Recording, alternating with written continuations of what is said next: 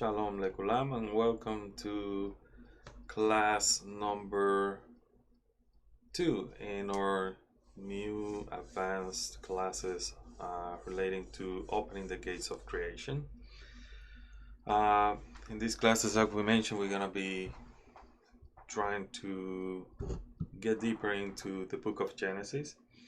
We will see the book of Genesis from different angles, but using the method of Kabbalah as our method to explore this book in the Torah, or as some people call it, the Bible. In our case, we call it Torah. The 5 books of Moses are Torah. When you include all the other writings, the Tanakh. There were some questions from the previous class, from the previous lesson, and one of the questions was if this advanced classes, is going to include, things like names of God and angels and all that stuff. And the truth is that this class is not designed or these classes or lessons are not designed for that type of information. We're not going to be using names of God in that sense. We're going to be using the names of God in a different way, just to identify the levels of forces of the light that are working in creation. We will not be using or saying this is a name of the creator that you can use for this and that. The problem is that our approach is not completely about self-help for acquiring things when it comes to the physical realm. Our approach is more for acquiring spiritual levels, spiritual connections. It's better said that way. Spiritual connections, and the spiritual connection that we need to attain and achieve in our lifetime, in order not to have our souls reincarnated into other people, is basically to understand the reason why we need to love our neighbors as ourselves. And one of the main, I would say, missions of our group, of our basically work, is to be aware and conscious about our thoughts and speech, because our thoughts and speech and actions are very important. But specifically, this is something that is affecting humanity as a whole. Our thoughts about other people are not pure thoughts, they're full of hate. Our speech, when we talk about other people, is not pure speech, it's often full of hatred, right? Or anger in it. And our actions towards other people, whether it is actions out there in social movements or actions in a passive way, which is not passive anymore, and like in social media, those actions say a lot about what's going on inside ourselves and what kind of battle we're waging against the Yetzirah, the evil inclination. Because at the end, it's just a battle against ourselves. We're not battling the other guy that is out there thinking bad things about us or anything like that. We're battling what we're thinking about ourselves, what we think is important to ourselves. And because certain things are important to ourselves, we tend to look at others and measure ourselves using others as the ruler, right? And if the other doesn't measure up to our expectations, then I don't want anything to do with that person, because that person is not important to me, right? In this kind of situation, yes, angels are involved. There's a good angel and the bad angels. Every time we talk, we create something, right? Every time we act, we are releasing energies with our actions that create something. every time we think, because thought is an energy, whether it is electromagnetical, whatever, it is an energy. And as you know, energy cannot be created or destroyed, it can only be transformed. So you're using the energy that the creator has put in creation, and you're transforming that into something negative. But if you perform some kind of correction, then you're using the energy that the creator has put in the universe in order to create something better in the universe, okay? And in that way, we're co-creators with the creator himself, okay? So we're going to be using, like I mentioned before, the book Opening the Gates of Creation, the book that I wrote recently in order to start this series. Opening the Gates of Creation is available through an independent book publisher, and because it's an independent book publisher, I have the rights and freedom to also distribute it myself in other ways. Meaning, if you cannot afford this book, just send me an email through the contact page in our website, www.receivingtheupperlight.com, and I will try my best to get you a copy of the book in PDF file so you can have it, and print the book if you want to, or print the chapters or pages that you need in order to follow us here. Right now we're using page 23, and this is an article inside the chapter called On Letters and Speech, the DNA of Creation. And what we're going to study here is how, basically, why it is important to understand that the letters, when we read the Torah, we cannot see them just as letters that were written by a scribe, by Zohar. But these letters need to mean something. They're actually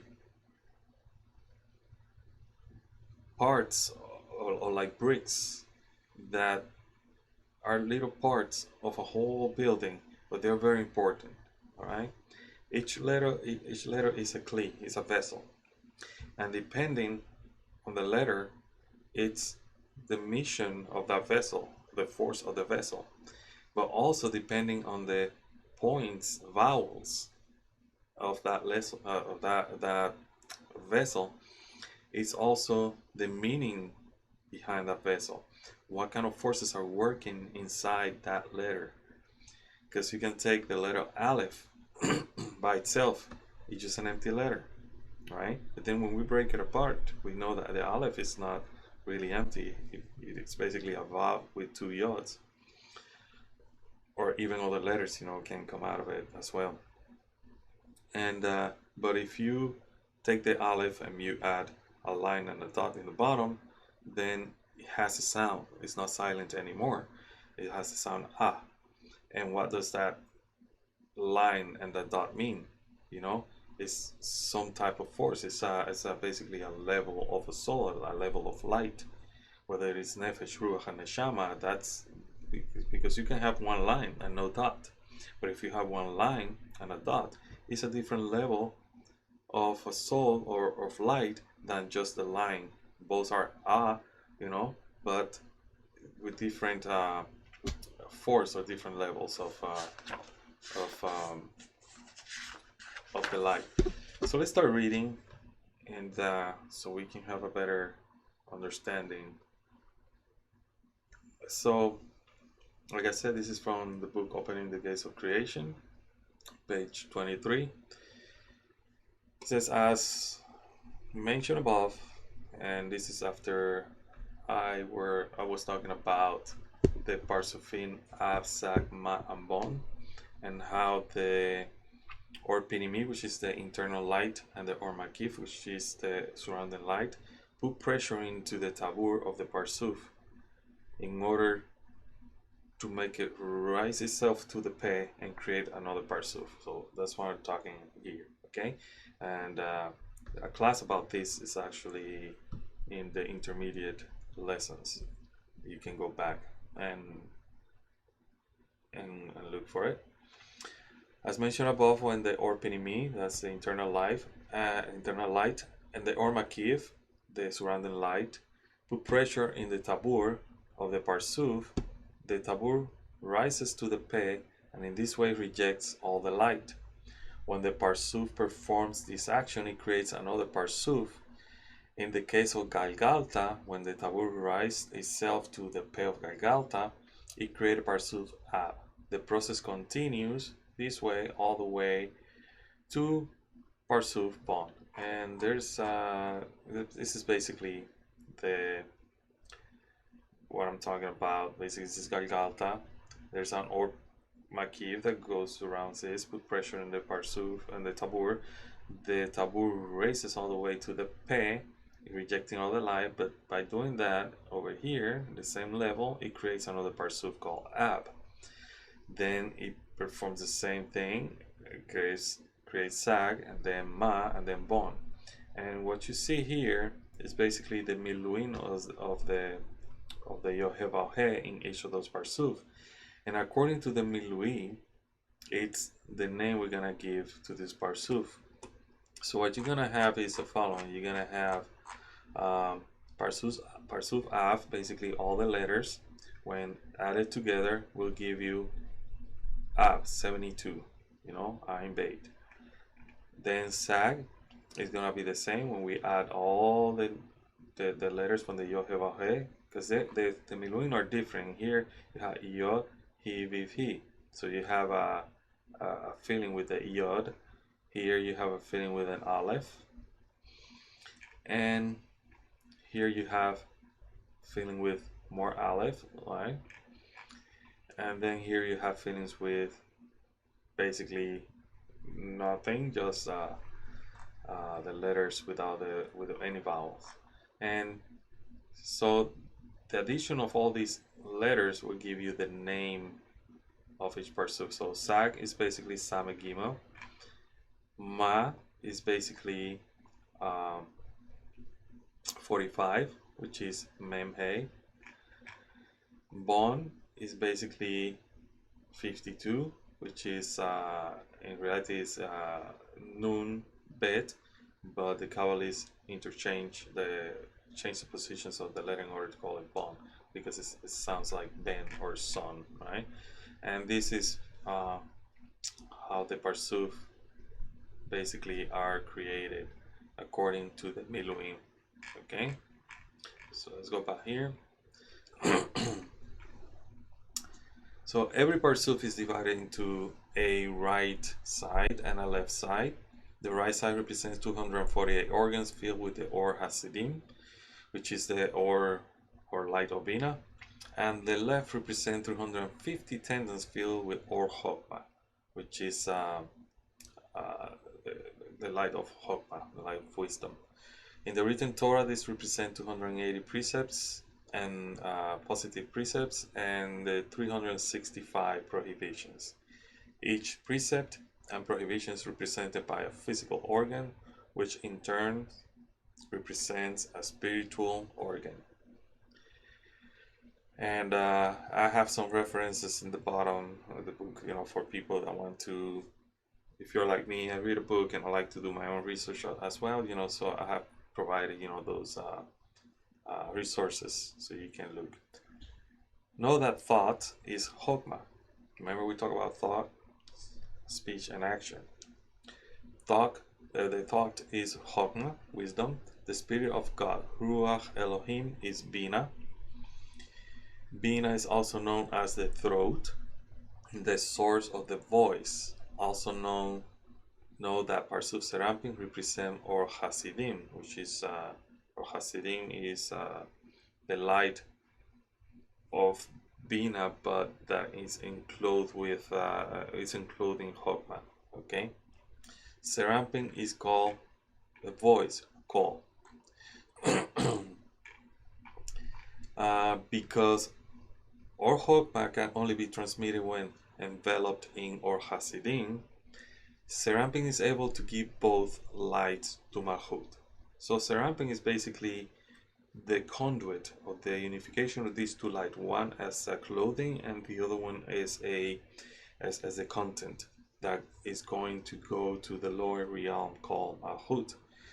This giving of the light from the upper to the lower is called speech, davar, dibur. Seramping has light of ruach. Seramping together with Malchut, light of nefesh, rise to Bina, representing the ears, and transform the speech into sound. This sound is divided into two: Chogma in the left ear and Hasidim in the right ear. All right. So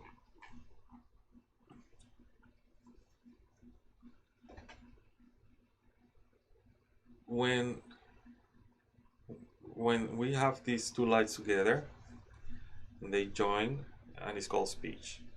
So what I want you to pay attention is because we said that the Creator created creation with words, right? With speech, and the Hebrew letters are these basically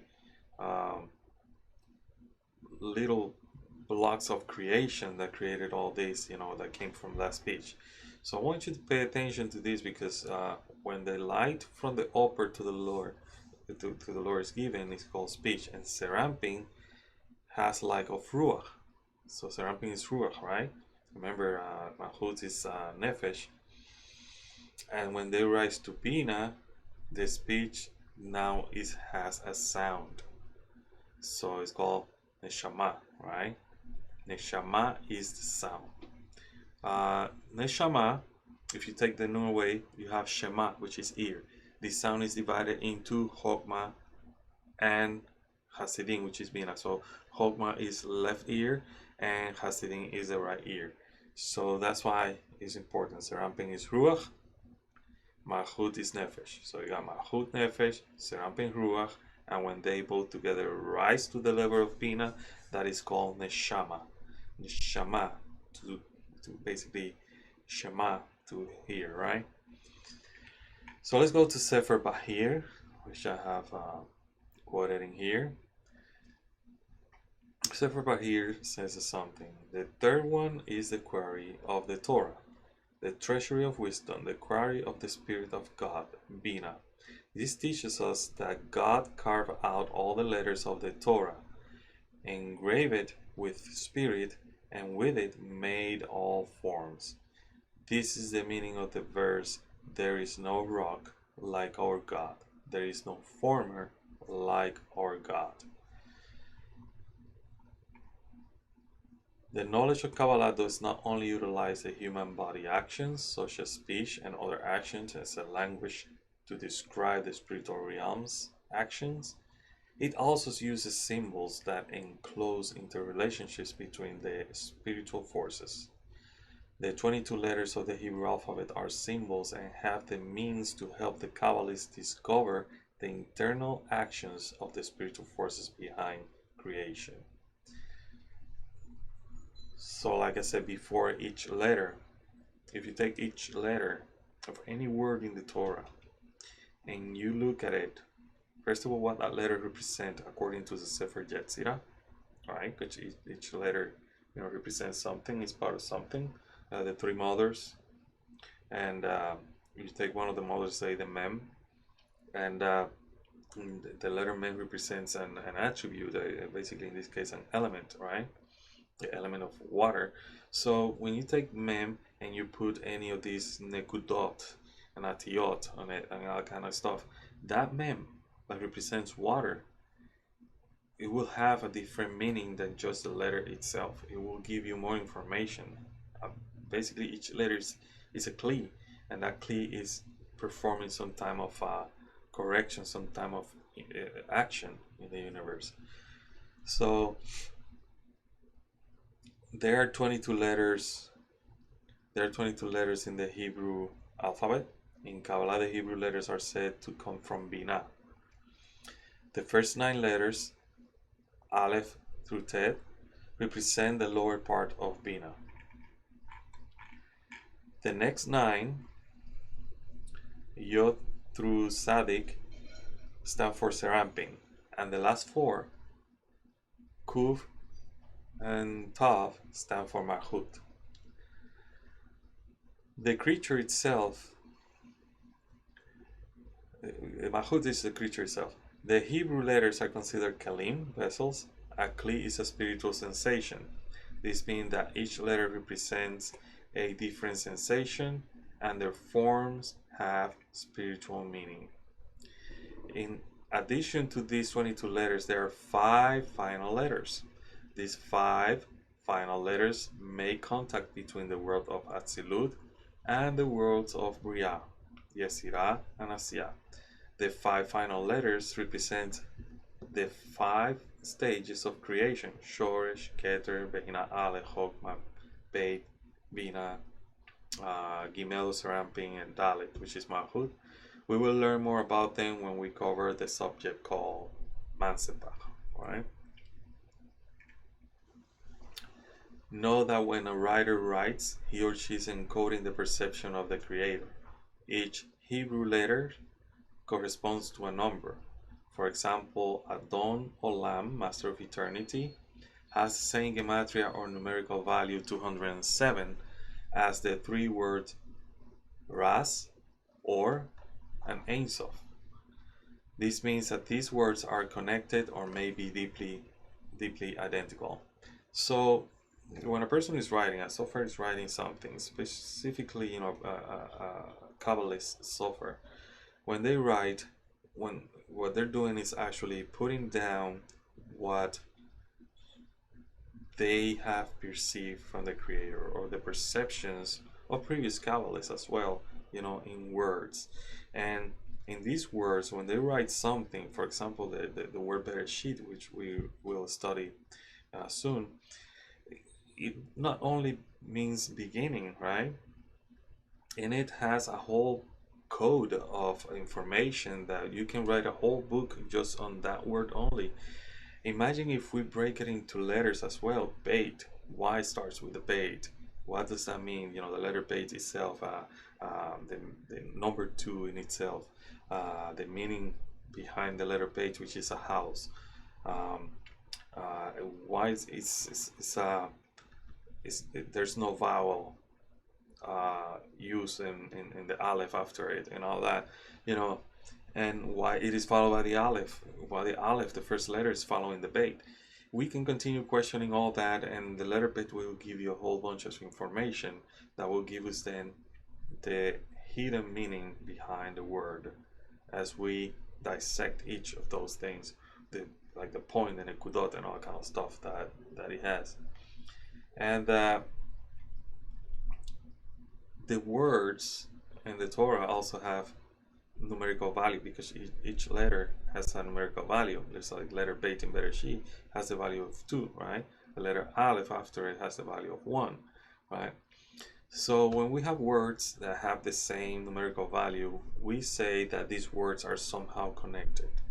Somehow these words have some type of connection. For example, if we take the word Torah have the same numerical value as the name Samael and Lilith. Does that mean that the Torah has something to do with it, that what we're studying has to do with something evil? Not necessarily. What it means is they're connected somehow. The Torah is the potion or the medicine to cure the disease called Samael and Lilith. So that's why they're connected. That's why the numerical value is so important, that it means, they're connected. There's a meaning behind it. They are the illnesses, the Torah is the medicine. Okay? So you gotta look at each word of the Torah in that sense when you start studying the book of Genesis and then Exodus and all and so on. So the colors used to write the letters is also a code for spirituality. For example, the Torah scroll is written with black letters against a white background. The color black represents creation, which is the vessel, and the white background, the light of the Creator. As learned above, to sense the light of the Creator, it must be stopped by a masach. The lines of the Hebrew letters work as masachim for the light. This allows a person to sense the light, as it is restricted by the letters, and learn from it.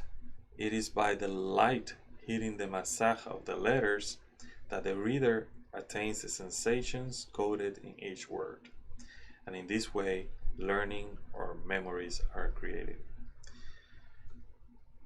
This is very interesting because what you're gonna see is you have these letters on a scroll, and the symbolism behind the scroll itself without the letter is that it is considered the light, and each letter is considered a masach, a screen that will somehow, the light will be the same, the light doesn't change. What change is the vessel, the ink used on top of that scroll, that will make the light be reflected or absorbed totally. In the case, color black is an absence of color, right? So the absence of colors makes us see the form of the letter, and that form that we see of that letter in top of the scroll will give us basically the information we need about the sensation that vessel or that letter has to give us. In this way, we can learn from those letters. We can absorb that information, internalize it, and use it for our own personal correction and the correction of the whole world as well. And as it says in here, it is by the light hitting the masach of the letters that the reader attains the sensations coded in each word. And in this way, learning or memories are created. So when you read a book, and this is not just only with the Hebrew letter, for any letters, but when you read a book, what you're reading is actually information that is transmitted to you by the writer. The writer put this information in these little drawings called letters, right? But with the use of different combinations of these letters, we have an idea in there. So each letter is a vessel that, in combination with other vessels, will give out certain idea, will give out certain light. And it's the same with the Hebrew letters, because the Hebrew letters not only give us an idea, also give us the sensation behind that idea, because of their value, because of their hidden meanings and all that. So that's something to keep in mind when we're reading the Torah, when we're studying it from a kabbalistic point of view. So the shapes of the Hebrew letters are combinations of Malchut, black ink, and Binah, white paper. The structures of the letters and their sound express the qualities of the Creator. A vertical line in the Hebrew letters represent the light that comes directly from above, or Chokmah, which is or Yashar. A horizontal line represents or Hasidim, the relationship of the Creator with creation. And I added this picture there so you'll know the meaning of each of these dots and points, according to Kabbalah. So the letter itself, it's considered memories or reshimot of the light after leaving the kli, right? So these here, which are basically what we call tamim or flavors, is the light entering the kli, okay? The points, which are the nekudot, are created when the light leaves the kli. So what I want you to keep in mind is when you see the drawings that I have in the previous classes, you have the vessel, all right? So when you take this, you have the vessel, On the top you have a screen, right? The light that goes in is tamin, the light entering the kli. It goes inside the kli. And then the points are created when the light leaves the kli. So that's the or hoser, which is the light that is refracted, right? These are basically the vessels of bestowal. Then tagin, which are like the crowns, are memories or reshimot left after the light enters the kli. But then the atiyot are memories reshimot, the light after leaving the kli. These are basically the memories of the vessel itself knew that I received something, that I know I am more than what I think I am, right? And that eventually those reshimot get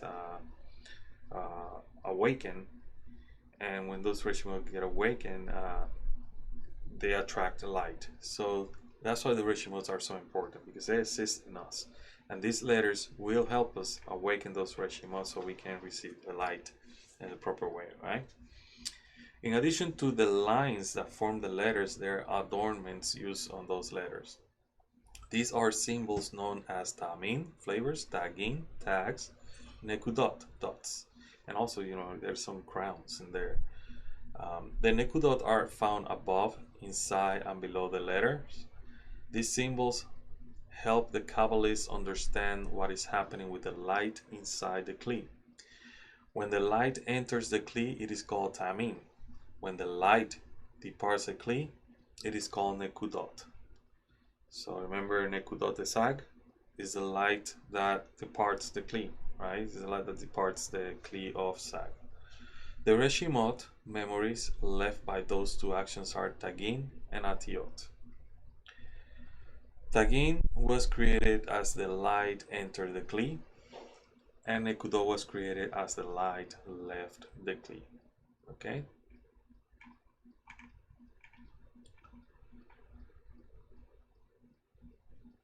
Know that, as was mentioned before, when in Adam Kadmon the Masach the Guf rises above the Tabur, from Marchut the Guf to Serampin the Guf, there is an intermediate Sivuk in the Masach the Rosh. This is going really advanced. This creates the Parsuf of Chokmah known as Ab.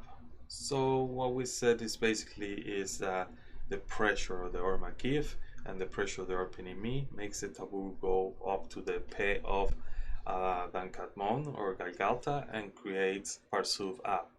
Also remember, there are 4 phases or Sivugim during the development from Galgalta, which is Adam Kadmon, to Ab, from Ab to Sag, Sag to Ma, Ma to Bon.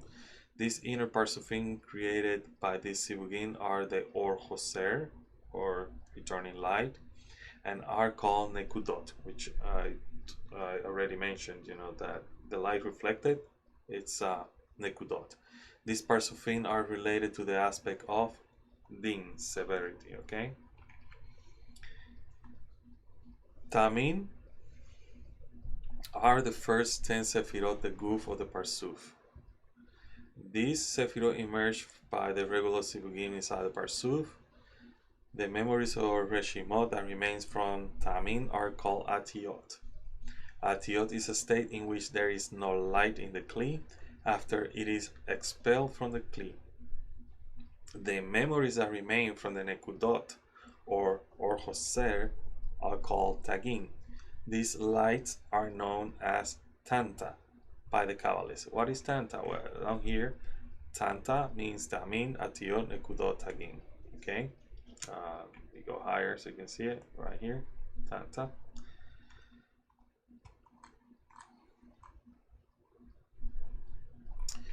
As learned before, there was a restriction done by the Creator in which the light that filled the vessel was restricted from being completely received using a masach. That's Tzimtzum, right? This is Tzimtzum Aleph. The Kli will not receive light unless it is for the sake of bestowing back to the Creator. This process is known as Tzimtzum Aleph. If the Creator does not conceal the light, the Kli will be nullified by the light itself. The concealment of the light is called kalim, or vessels. This concealment of light enables the creature to perceive itself as independent. However, from the point of view of the creator, it is not so. So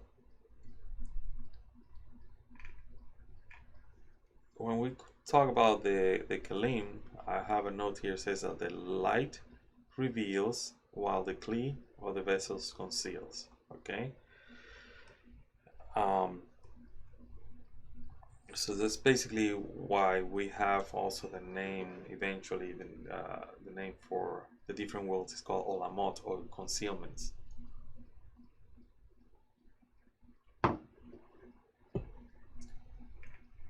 So it says here, know that the kelim are the 22 Hebrew letters of the 10 divine utterances. Those are in Bereshit, and I have here all the places where those 10 utterances, were said.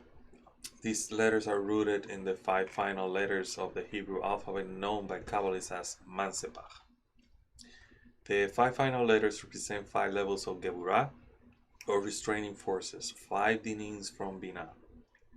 5 restraining forces from Bina. These 5 restraining forces divide the breath and voice into 5 organs of speech, and thus creating the 22 letters of the Hebrew alphabet. And in the Sefer Yetzirah, what we're gonna see is that the Sefer Yetzirah is gonna be talking about the Esrin Veshtain Otiot, the 22 foundation letters. Esrin Shtain Otiot Yesod, 22 foundation letters. He engraved them with voice. He carved them with breath. He set them in the mouth in 5 places. Okay? Mechamesh Makomot. Okay? Then Aleph Het Hey Ein in the throat. That's in the Garon. Gimel Yud Kaf Kuf in the palate. So that will be in the Bahir. Daletet Lamed Nun Tov in the tongue. So that is the Lachon. Sain Samek Shin Resh Sadi in the teeth. So that's the Shinim. And then Bet Vav Mem Pe in the lips. Pe Spatim. Okay, the 5 final letters form letters of the Hebrew alphabet correspond to the 5 parts of the mouth that are used to articulate the 22 Hebrew letters from Aleph to Tav. Alright? And in the Zohar, I have here, a citation from the Zohar says, thus, the Aleph, I'm reading from here, the Aleph Tav. Aleph Tav is et. Aleph Tav, you're going to see that Bereshit, Bara Elohim et Ha'arev et Hashamayim, includes all the letters from the beginning to end. Afterward, the letters Hey was added to et, so all the letters will be united with Hey. These form the word You, Ata. Thus, the verse reads, and you do preserve them all. Et is the secret of Adonai, and is so called. Heaven is Yohevah, which is superior to the name Adonai for seramping. Called the heavens is also called voice. Is the secret of the name Yohevah, and his female principle called Et, and speech is the secret of the name Adonai. So remember we mentioned that seramping is voice. We said that in the beginning here.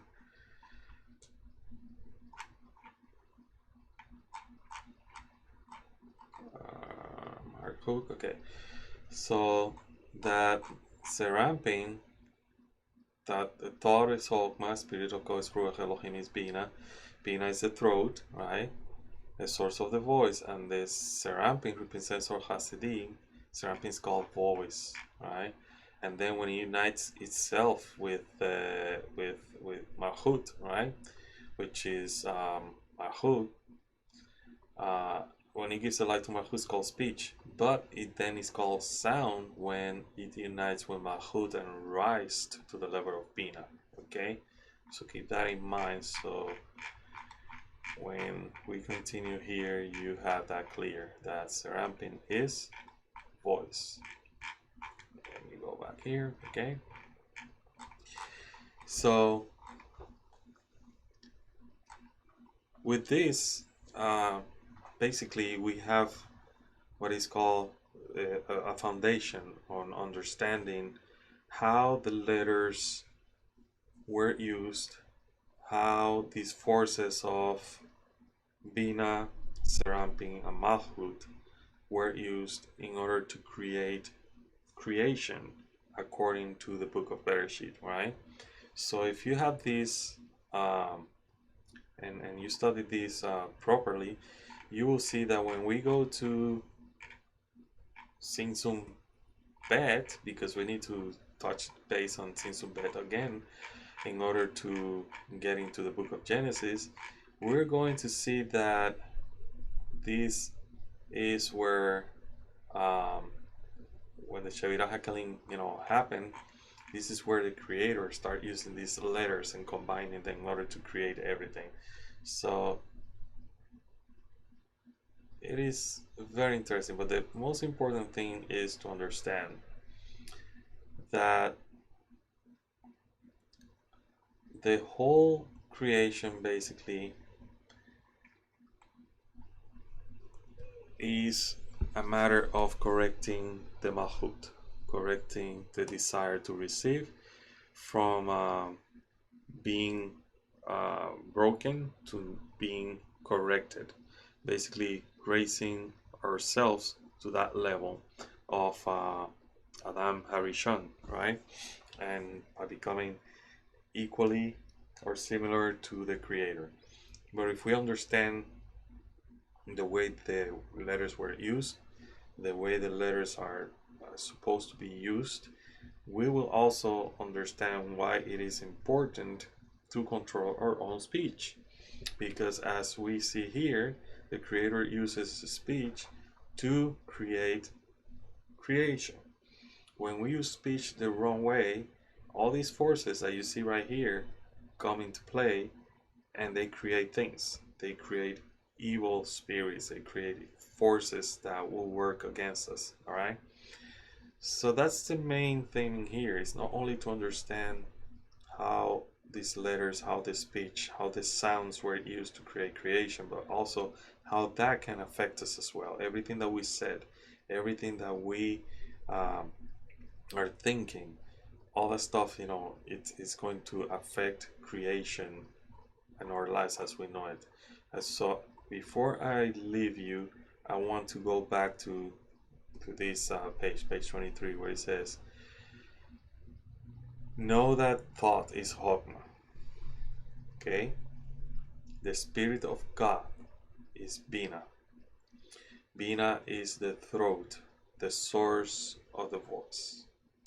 So it's from there that the thought of creation, which is Chokmah, is from there that the verb is going to come out and create through the voice called Serampin. And through that voice, it will transmit the thought of creation into form. And that form takes place when there is speech. And that's when Serampin unites with Malchut by giving this light that it received from Bina, which is the light of Chokmah. And then when both of them start performing this corrective action, they rise to the level of Bina, the level of bestower, the level of being similar to the Creator. And that's what is called converting the speech into sound. And that's how you attain Neshama. Shema, Neshama, right? So from Dibur to Shema, to Neshama. So keep that in mind. Meditate on this as we enter the book of Genesis. We're not gonna be in a hurry to learn the whole book in one class. These things cannot be taught in 5 minutes, 10 minutes, or 15 minutes. They take a lot of patience, a lot of understanding, and hours. Okay, these things are not easy to attain, especially by ourselves, right? So think about these things, how the letters became what we know as our spiritual reality and our physical reality. Okay, so in the next class we're gonna be continuing with the concept of Simsum Bet. And why we're going to talk about Simsum Bet is because we have to make sure that we understand what happened, how the Shevirah HaKalim happened. And so when we go to the book of Bereshit, we can understand the Ei Malachim and the word of creation, which is Atzilut, because everything happens basically at the moment that the word of creation is created, and that's when you have the word Bia, and Adam Harishon is born inside the word Bia. And correction, the soul that was there, that soul was supposed to be the first one to ascend and correct the worlds, so the worlds could ascend and everything will be in perfection with Ein Sof. Okay, so this is all for today. Always keep in mind about thought, speech, and action. And with this class, you know how important it is to have our proper speech, to eliminate Lashon Hara from our lives, and how evil speech can actually damage spirituality, everything that we want to do spiritually as well, and our neighbors. So I'll see you later in the next class, class number 3. Shalom, Lehitraot.